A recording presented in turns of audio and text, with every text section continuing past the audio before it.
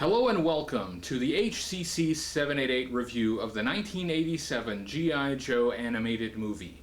I'm doing this review because last year there was an incident. After my review of Action Force, there was a TARDIS malfunction that transformed me into an old man. I made a deal with the devil. I would be reverted to my youngish form, but only if I reviewed this movie. Okay, I'll change you back, but only under one condition. Next year, you have to review the G.I. Joe animated movie. Deal. You can't keep asking for my help. We can't keep doing this. Yes! I'm youngish again! As much as I'd like to avoid it, a deal's a deal. So, is everybody caught up on the story so far? Good, let's get started.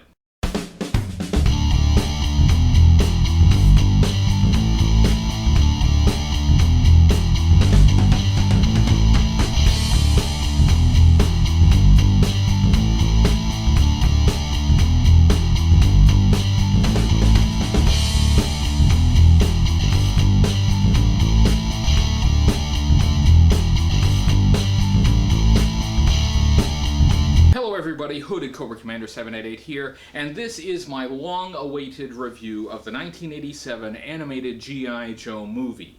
This movie is 31 years old, so I'm not going to worry about spoilers.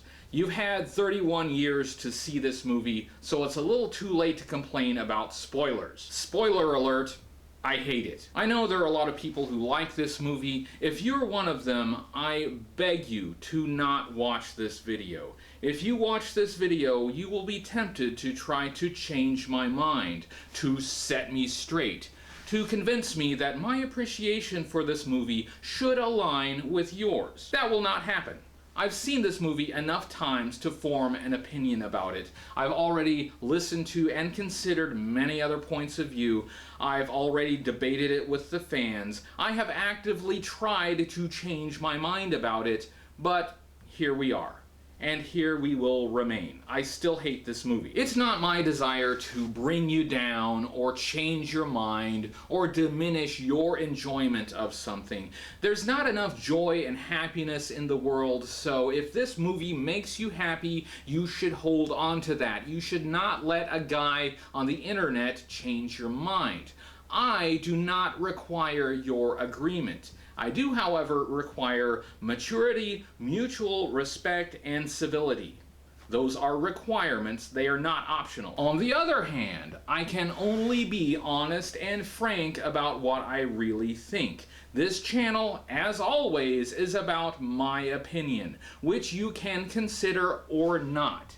As eager as I am to point out things I think are good, I must be just as honest and forthcoming about what I think is bad. And this is a bad one. That means this review is going to be a bumpy ride. You have been warned. Proceed at your own risk. G.I. Joe, hero. G.I. Joe is there. G.I. Joe.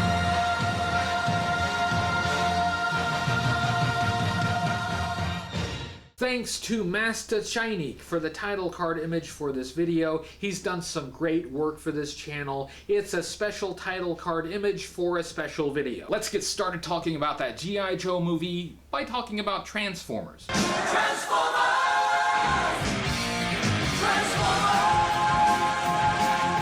Talk about the G.I. Joe movie without talking about the Transformers animated movie that came out the year before, 1986. Transformers the movie was released in theaters August 8th, 1986. It was a box office disaster. It had a budget of $6 million.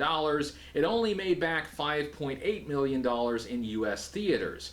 It was a critical failure. Movie critics at the time hated it, or at best were confused by it. What did kids think of it? Well, it depends on who you ask. A lot of kids hated it. Some were traumatized by it. The violence and death of major characters was shocking to a lot of fans. If you ask me though, I thought it was great. It was great for a lot of the same reasons that other kids hated it. I wasn't into Transformers very much at the time, so when the movie came out, I wasn't expecting to like it, but when I saw it, it blew me away. I actually had a brief Transformers resurgence and picked up a couple toys. I loved this movie, and I still do. I will defend this movie to my dying day.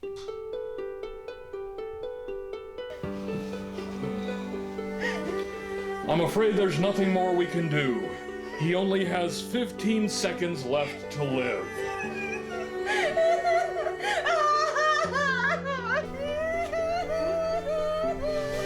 Transformers was a good movie.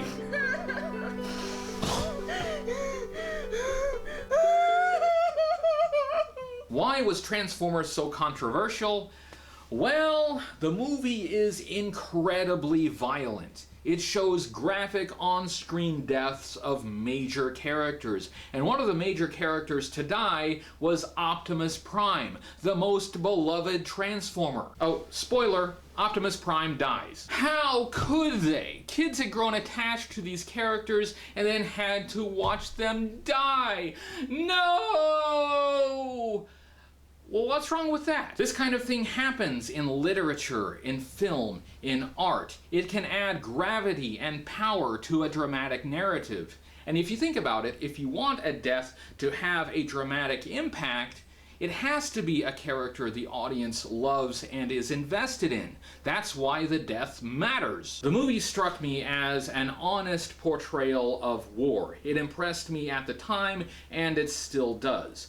There's a danger that these adventure stories for children can romanticize war. Kids can get the idea that war is fun.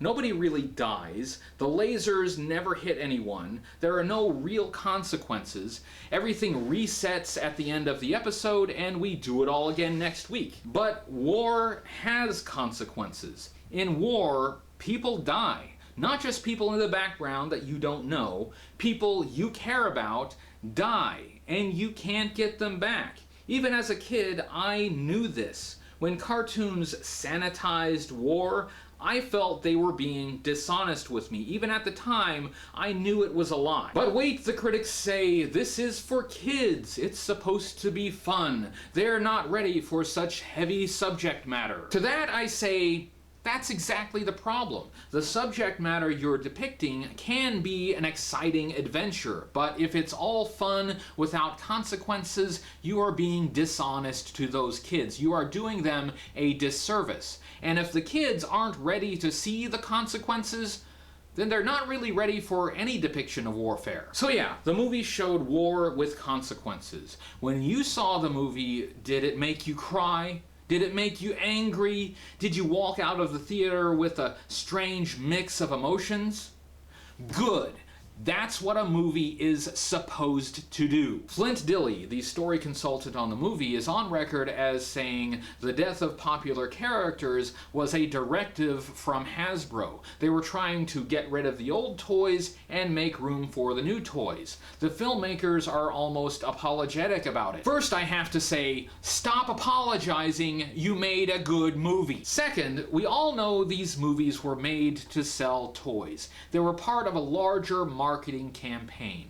That's the first thing most critics will tell you when they review these movies. But if they were nothing more than commercials for the toys, they would not have endured. We wouldn't still care about them today. So the criticism that these cartoons were just made to sell toys has lost its usefulness as a critical retort.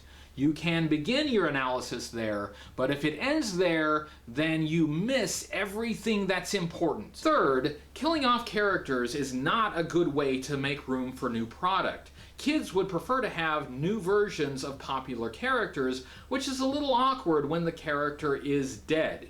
Killing a character can have a powerful dramatic effect. That's a good reason to do it.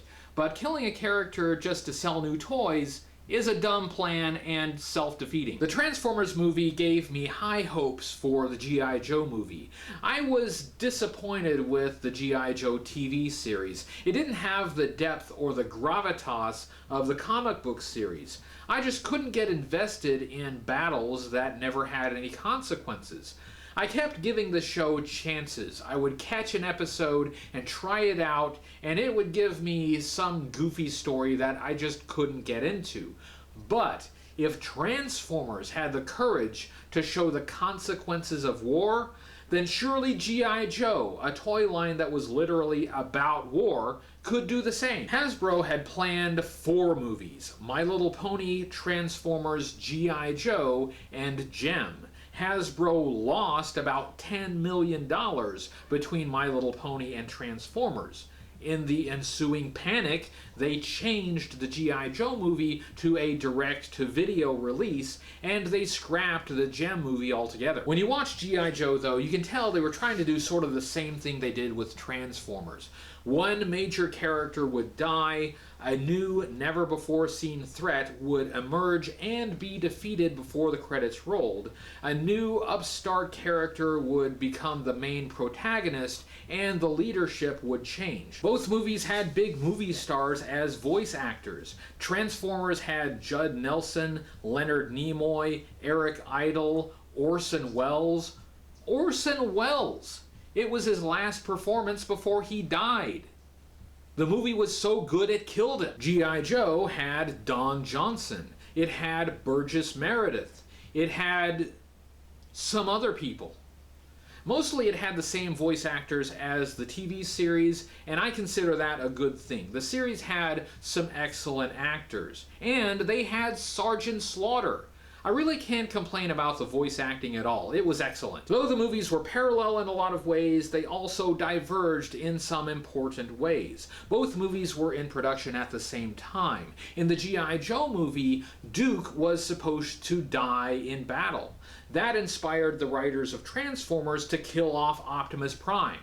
After the backlash and all the crying kids, the G.I. Joe creative team panicked and had to make a last-minute change. We'll talk more about that later. The G.I. Joe movie wasn't released in theaters. I don't have information on exactly when it was released on VHS cassette, but it was shown on American television in April of 1987. I didn't see the movie when it was released. I don't remember exactly when I did see it, but I assume it was sometime in 1988. When I saw the movie, it killed my enthusiasm for G.I. Joe. It forced me to decide that I was too old for toys and comic books. I do know I got a few Joes in early 1988, so I assume I saw the movies sometime that year.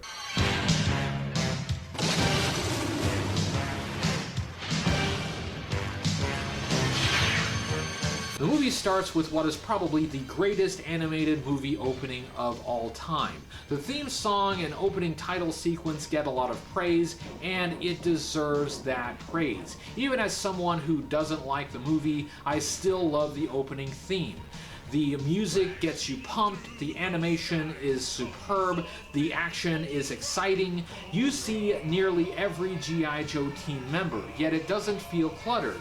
It flows, and it pops. It's a masterpiece. G.I. Joe! G.I. Joe!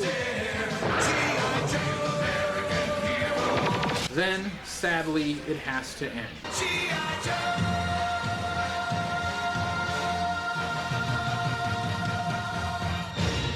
Just a quick note, as I describe the plot, I will be changing the order of some scenes just for clarity. In movie editing, it's easy to bounce back and forth fairly quickly and still have the movie flow, but when describing it, these quick changes between scenes can be a little cumbersome. So, warning, although most of this is in order, certain scenes have been switched around for clarity. The story really begins with the introduction of a new character, Pythona. She rips through Cobra's defenses and infiltrates the Terrordrome. She is from a secret civilization called Cobra-La. What the f*** is Cobra-La? According to Buzz Dixon, story consultant on the movie, Hasbro decided to introduce a Cobra Emperor, Serpentor, for the 1986 set.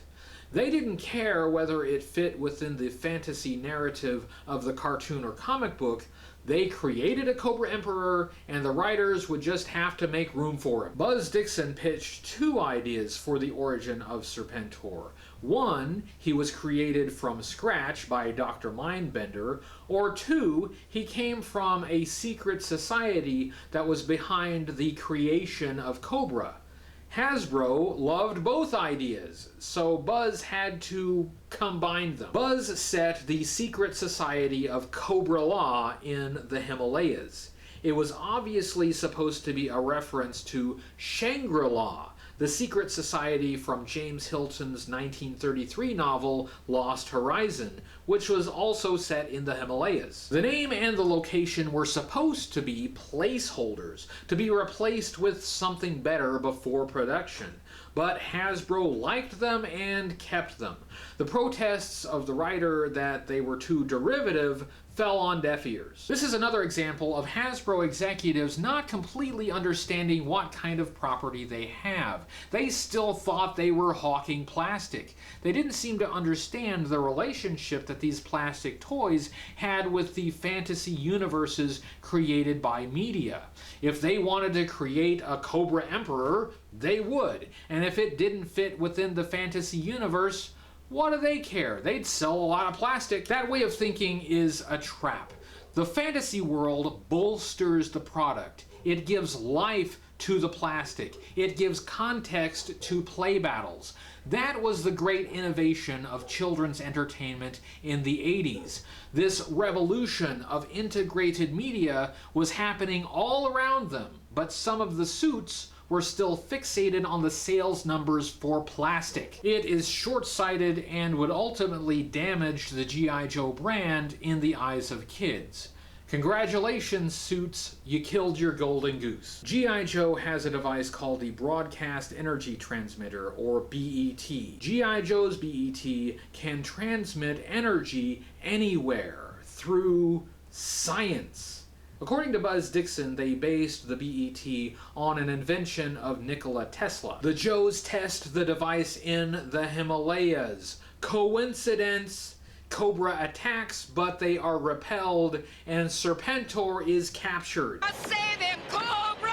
No! Retreat! Cobra! Retreat! Half of the Joe team splits off to pursue Cobra, but Cobra retreats to Cobra-La. Hey, Governor, what's this all mean?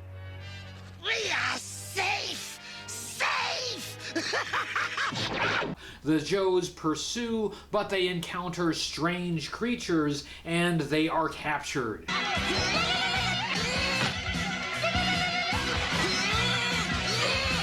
Cobra-La's secret city is under an ice dome, and it is filled with strange, otherworldly creatures and living infrastructure.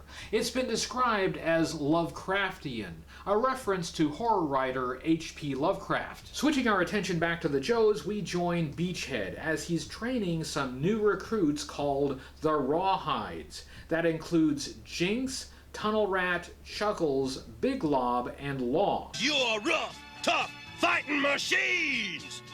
Thank you. It's a real pleasure to see that one of you's a real trooper. What's the matter, man? Let's look sharp, eh, compadres? This is a great idea. By introducing new characters as trainees, we get to know them as they learn their place on the team. But the cool factor of these scenes is negated by Big Lob. Big Lob goes for the gold! He cuts cross-court, sidestepping the opposition. He executes a perfect 10 dive.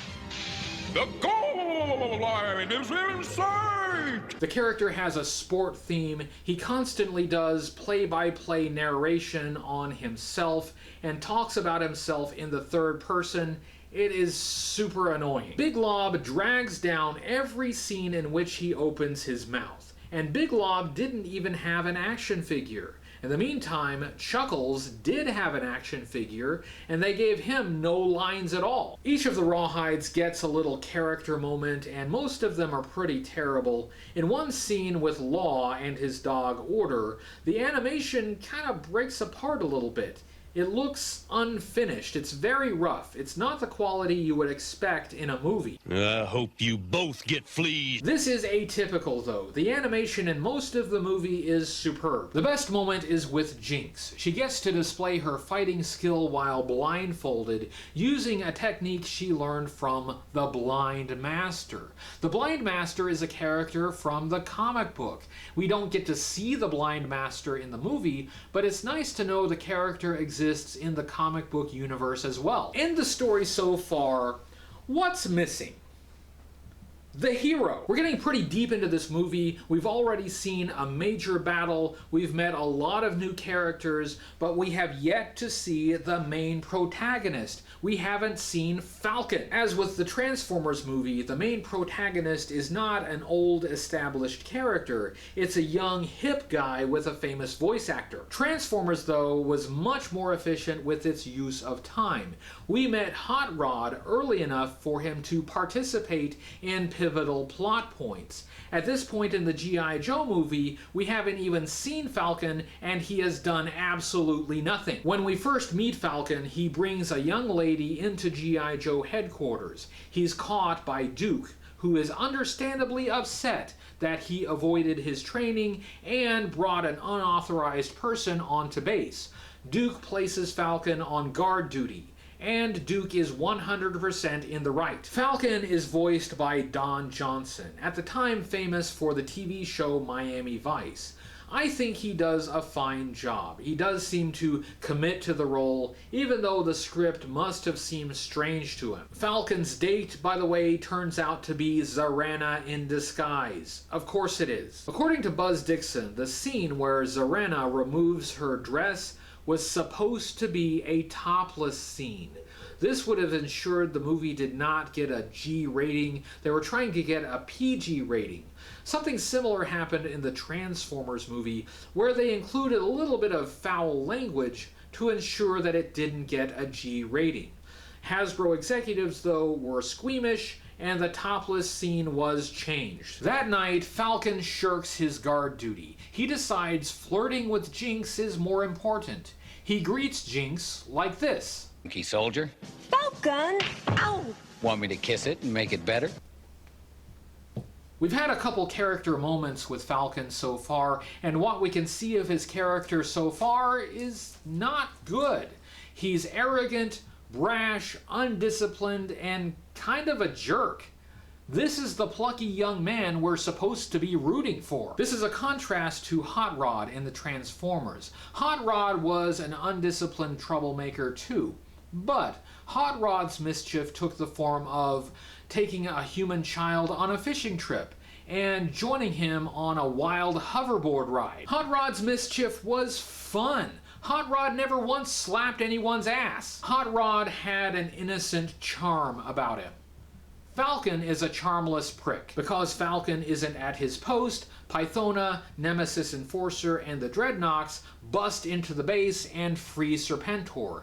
Gung-Ho, Alpine, and Bazooka are injured in the fight. Hawk is justifiably angry at Falcon and intends to court-martial him.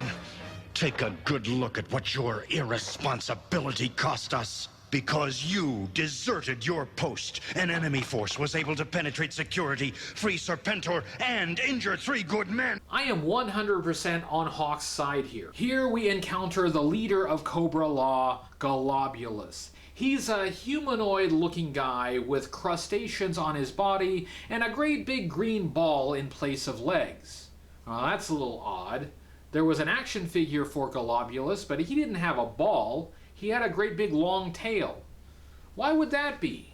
I wonder if we'll find out later. Globulus is voiced by Burgess Meredith. This is important. Burgess Meredith has a hallowed place in G.I. Joe history. He played Ernie Pyle in the 1945 movie The Story of G.I. Joe. That movie inspired the name of the original 1964 G.I. Joe toy line. Burgess Meredith literally is the reason we call them Joes. Bringing him back for a new G.I. Joe animated movie is inspired.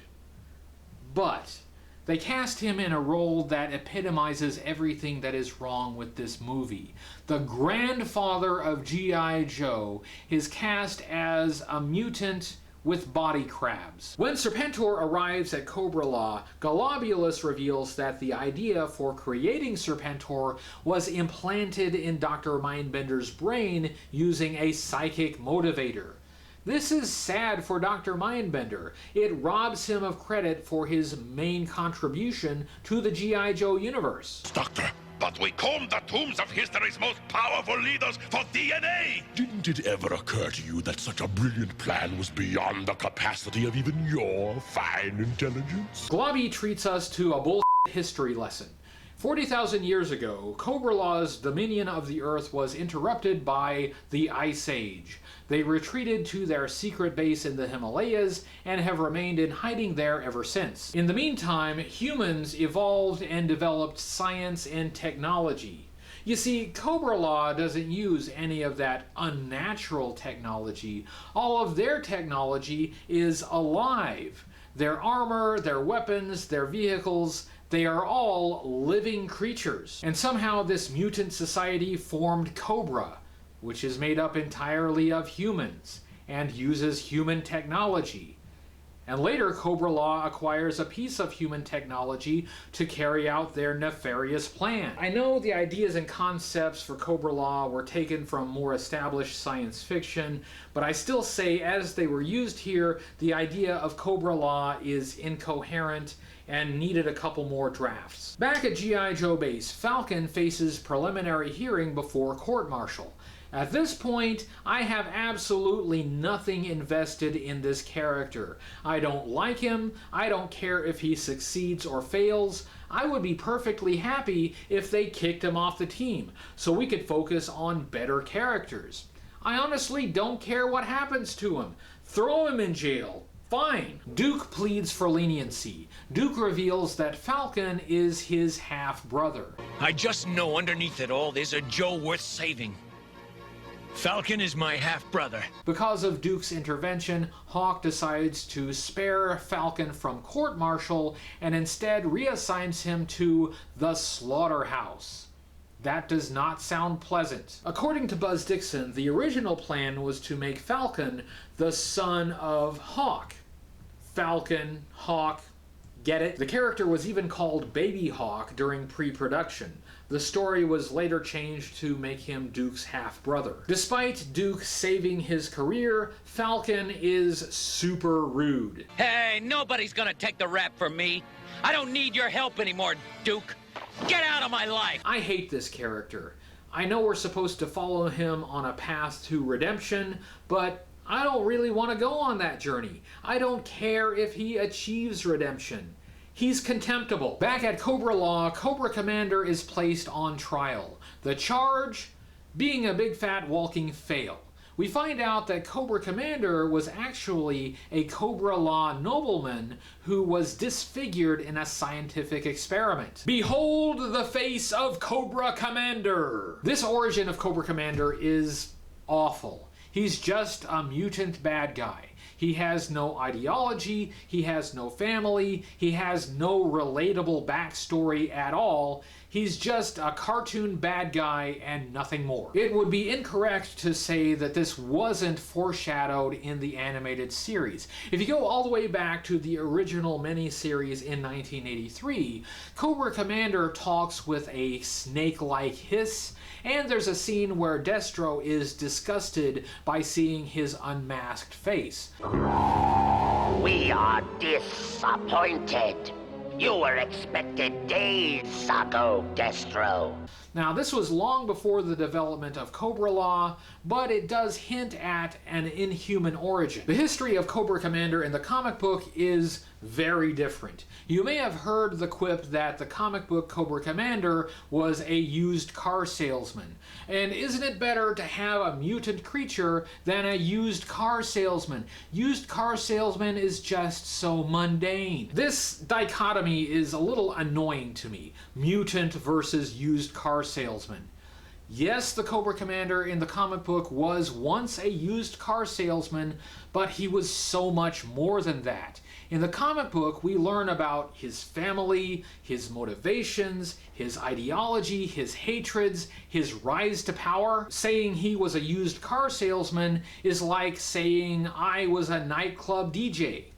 Technically true, but it tells you very little about the person. The Cobra Commander in the comic book had a much more layered and interesting backstory than he's just a mutant weirdo. Globulus has a plan to release spores into the atmosphere that will cause humans to devolve, which will allow Cobra-La to reconquer the planet. He needs the BET, that piece of filthy artificial human technology, to hatch the spores. As punishment for his crimes, Cobra Commander is exposed to the spores, which causes him to mutate and take on snake-like features.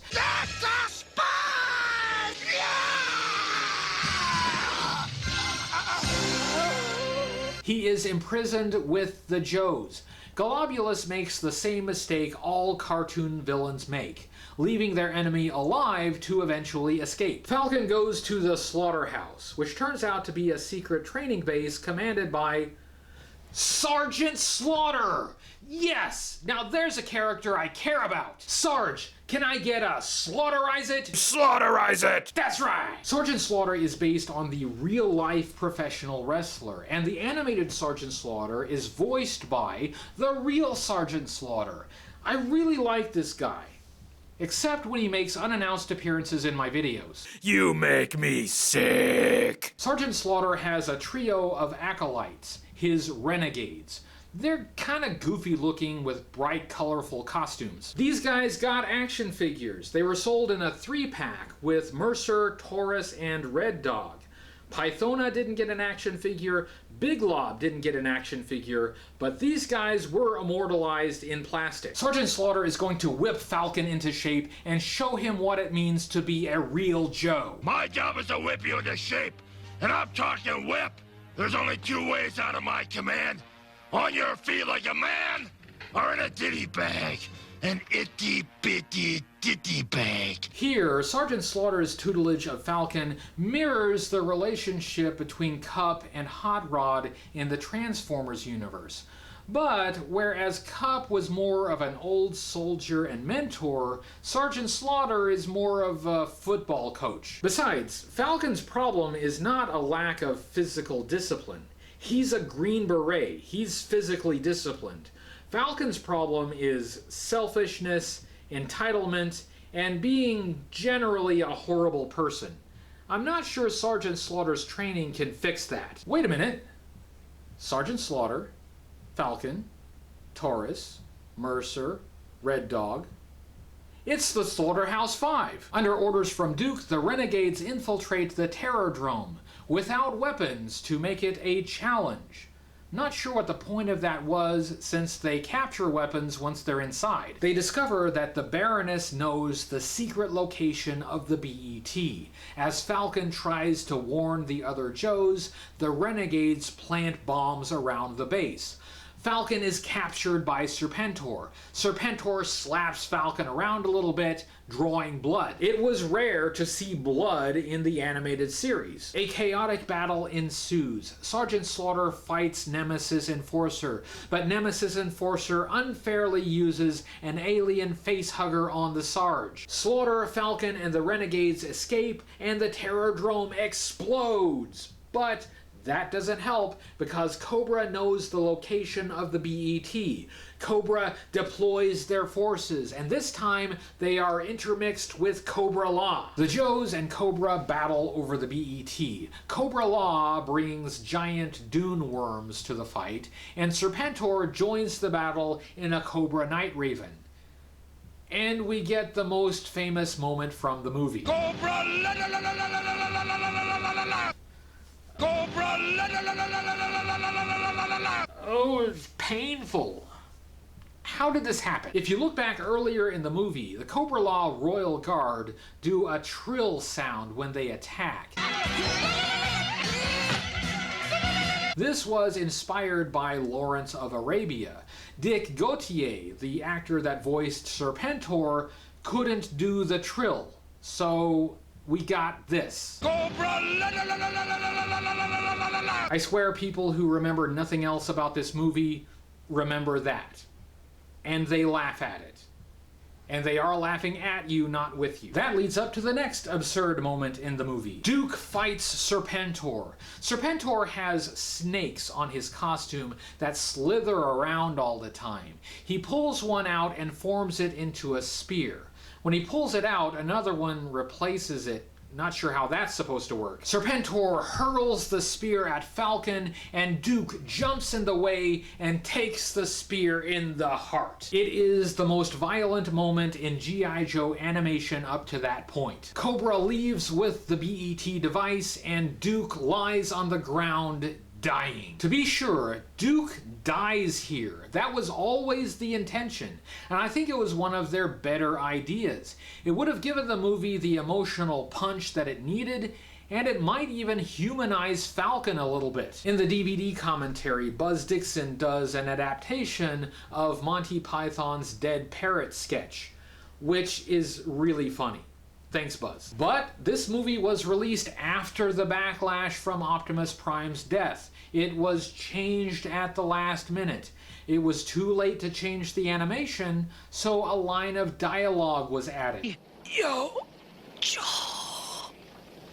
He's gone into a coma. Like she's the coma expert. Oh, spoiler, Duke doesn't die. This is supposed to be a sad scene because it's supposed to be the death of Duke.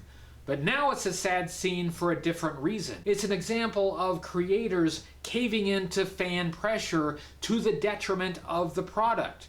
The battle that we just saw is robbed of its significance and consequence. A movie called G.I. Joe is afraid to show the consequence of war. Should I talk about the other G.I. Joe movie? Should I talk about the story of G.I. Joe? And how that movie drove home the tragic consequences of war? No? Just go watch that movie. I don't like how they changed this scene, but even if Duke had died, it happened too late in the movie for it to have the impact that they wanted. When Optimus Prime died, it happened fairly early in the narrative. It was an emotional gut punch that could be felt through the rest of the movie. It also set the tone and raised the stakes of the battles. If Optimus Prime could die, then anyone could die. Our heroes were in real danger. If Duke's death coma had happened earlier, it could have had a ripple effect throughout the rest of the movie. It could have humanized Falcon earlier, so we would be more invested in his story arc. We would have followed Falcon's long road back to redemption with Sergeant Slaughter as a mentor and father figure, rather than have it happen late in the movie as a moment where Falcon finally gets it. I do understand what the writers were trying to do here, but the way it was done blunted the effect. Back under the Cobra-La ice dome, the Joes manage to escape from their cell, but most of them are immediately recaptured. Roadblock is blinded, but Cobra Commander offers to guide Roadblock through Cobra-La's defenses if he will take Cobra Commander with him. I can't see! I'll be your eyes! Run! Cobra Commander's transformation into a snake continues, and as his brain slowly devolves, he prattles on about how he was once a man. I was once a man! A man! This is your faceplate. Was my mask, just as I was once a man! Gives me chills. It's super creepy, and that's something I like about it. Even though I don't like what they did with Cobra Commander, the movie still managed to make me feel something. It made me feel creeped out, which is good. Good job. Good job, movie. It's super creepy and also not really true. In the sense that a man is a human male, Cobra Commander wasn't a man. He was a Cobra-La mutant creature. Globulus's plan moves forward. The spore pods are launched into orbit, and the BET is activated to hatch them. G.I. Joe is able to trace the BET signal back to Cobra-La, and that leads us to the climactic final battle. And everyone joins the party. The final battle is actually pretty good. The living infrastructure of Cobra-La comes to life to attack the Joes. And I have to say the creature design is pretty good. It looks like some joy and passion went into making them, and I can't deny that. Jinx fights Pythona using her blindfolded fighting technique. Sergeant Slaughter puts some wrestling moves on Nemesis Enforcer. This is for me! Ah! This is for Duke! And this is for the U.S. of A! Falcon fights Serpentor, and Cobra Commander's last conscious act is to attack Serpentor's snake, which allows Falcon to break free. In the end, Cobra Commander was a hero. Falcon beats Serpentor by getting Serpentor's cape caught in the turbine of his air chariot, which is really a design flaw that was on the toy. Thank you, movie, for spotlighting that. Falcon fights the main big bad, Globulus, and the big ball around Globulus's body opens up to reveal that the lower half of his body is a giant snake tail. That is a lot more like the toy.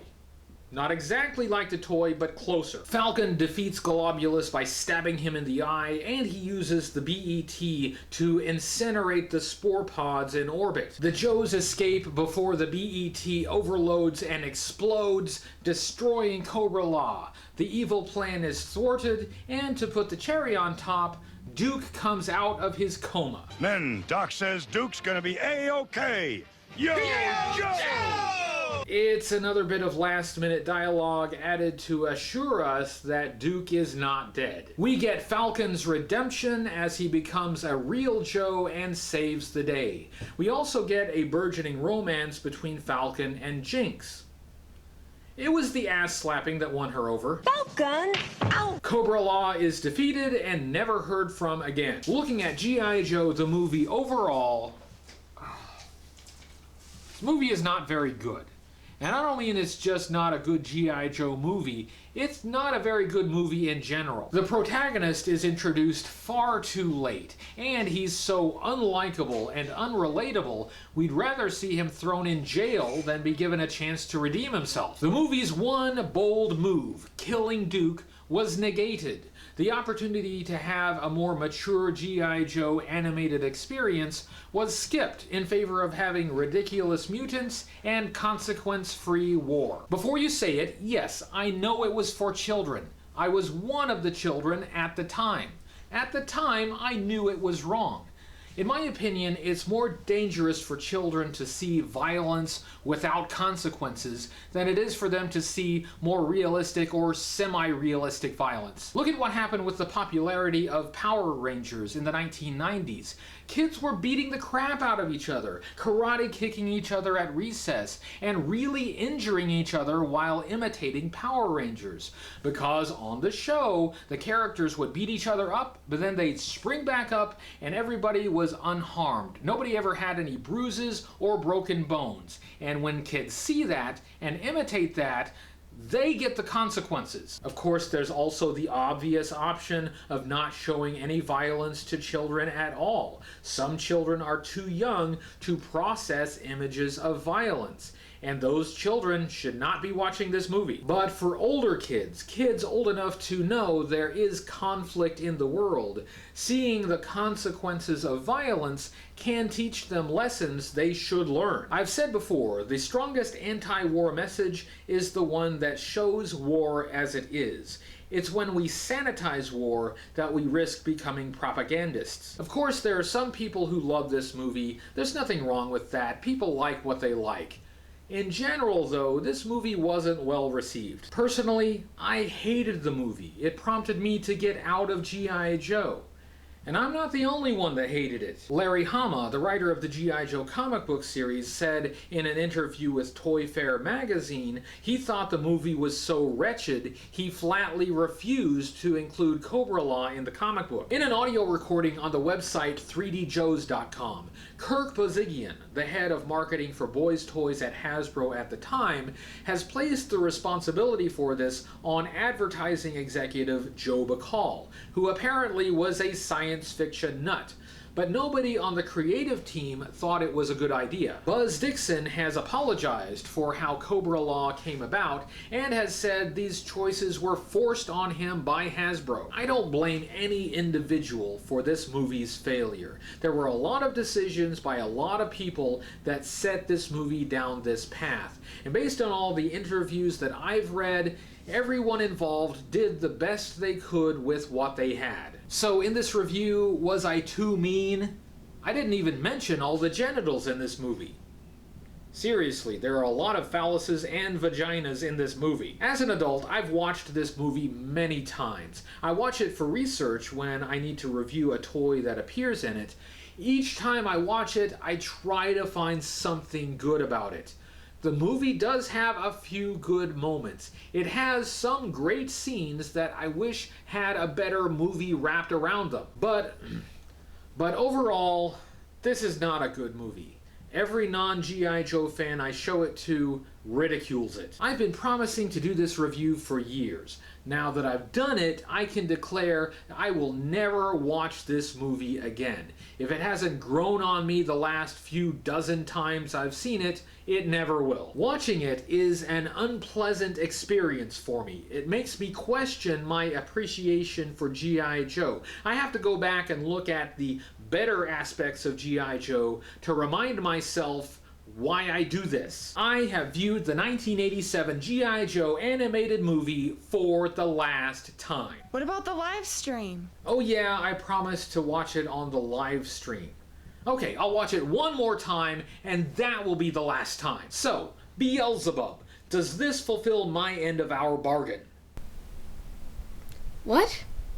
You know, last year, when I got transformed into an old man, and you turned me young again, but I had to review this movie? Oh, I forgot all about that.